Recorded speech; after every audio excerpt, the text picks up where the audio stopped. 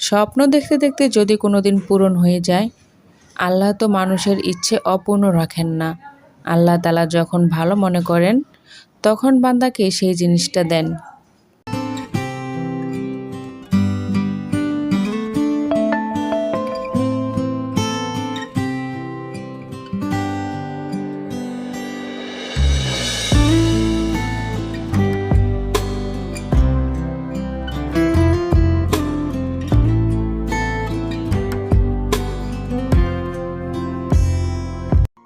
জেনে বুঝে ভুলের সাথে হাঁটছি কত পথ, বুক পকেটে রাখছি তুলে ভুলের মতামত। মাসুল গুনে কান্না চেপে দিন দুপুরে হাসি, আমরা হয়তো কষ্ট পেতেই বড্ড ভালোবাসি। আসসালামু আলাইকুম, আমি মুক্তামণি ঢাকা থেকে বলছি। রাকিবস মম চ্যানেলে আপনাদের আরও একবার স্বাগত জানাই। কাছে এবং দূরে, দেশ এবং দেশের বাইরে যে যেখান থেকে আমার আজকের ভিডিওটি দেখছেন, আশা করছি আল্লাহর রহমতে সকলেই ভালো আছেন। আমরাও আলহামদুলিল্লাহ ভালো আছি।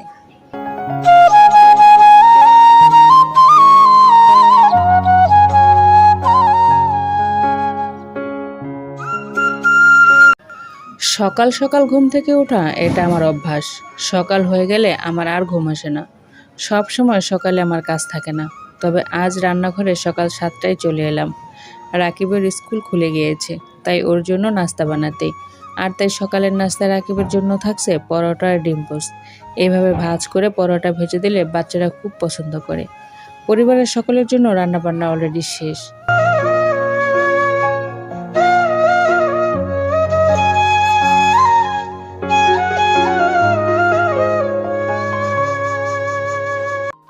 রাস্তার সাথে বাড়ি হওয়াতে আমি যখনই ভয়েস দেই না কেন, সবসময় প্রচুর নয়েজ থাকে আমার ভয়েসে। প্লিজ এই ব্যাপারটি ক্ষমা সুন্দর দৃষ্টিতে দেখবেন।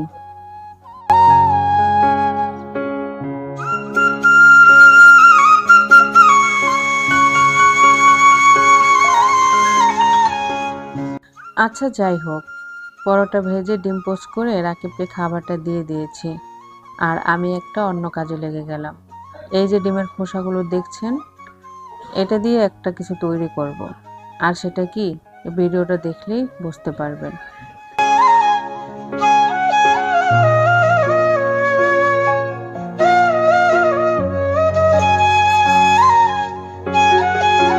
ডিমের খোসা নিয়ে চলে এলাম বারান্দায়। এখন এগুলোকে আরও ভেঙে রোদে শুকাতে দেব। এতে করে পরবর্তী কাজটি করতে আমার সুবিধা হবে। গাছ ভালোবাসি, কিন্তু গাছের যত্ন অত ভালো বুঝি না। তবুও চেষ্টা করে যাই যাতে ওরা ভালো থাকে, আর তাই ওদের যত্নে এই ছোট্ট প্রচেষ্টা।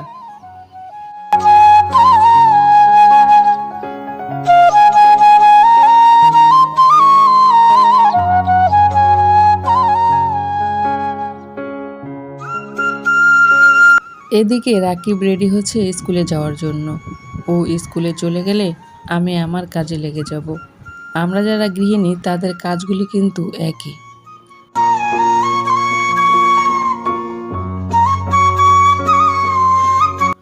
প্রতিদিন আমাদের সেম কাজগুলোই করতে হয়।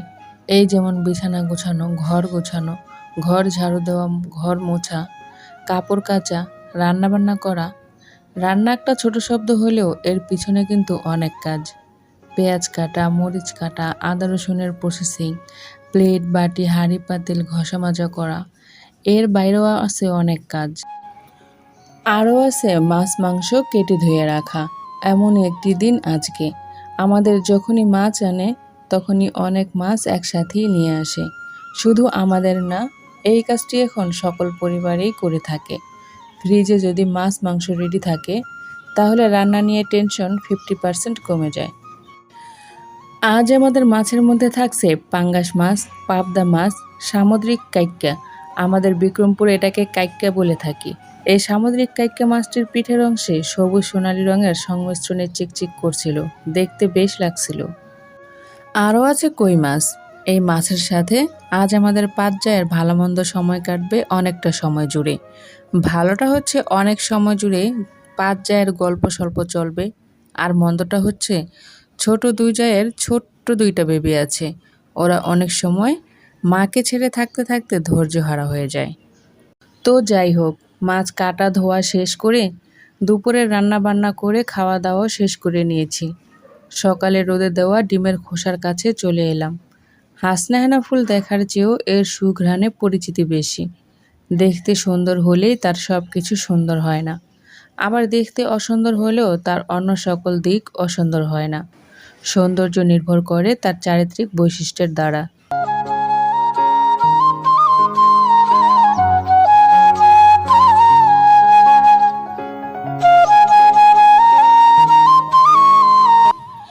ডিমের খোসাগুলি এখন একটা পুরনো ব্লেন্ডারের জারে ভরে নিয়ে ব্লেন্ড করে নেব, আর এর যে পাউডার তা দিয়ে দিব প্রতিটা গাছের গোড়ায়।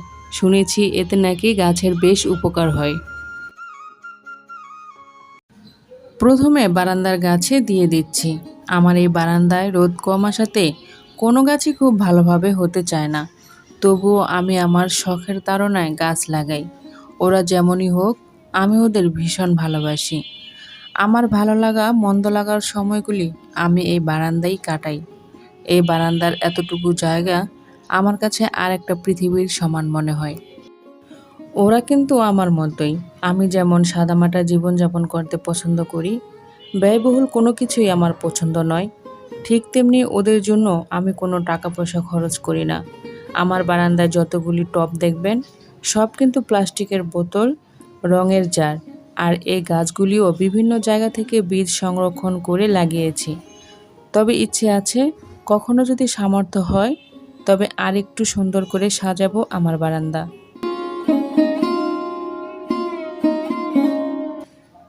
এই সারটা দেওয়ার জন্য চলে এলাম ছাদে। আমার ইচ্ছে হয় ছাদে খুব সুন্দর পরিপাটি করে সব ধরনের শাকসবজি চাষ করতে। স্বপ্ন থাকলেও স্বপ্ন পূরণের সামর্থ্য নেই, তাই যেভাবে আছে সেভাবেই কিছু শাকসবজি লাগানোর চেষ্টা করি। স্বপ্ন দেখতে দেখতে যদি কোনো দিন পূরণ হয়ে যায়, আল্লাহ তো মানুষের ইচ্ছে অপূর্ণ রাখেন না। আল্লাহ তাআলা যখন ভালো মনে করেন তখন বান্দাকে সেই জিনিসটা দেন।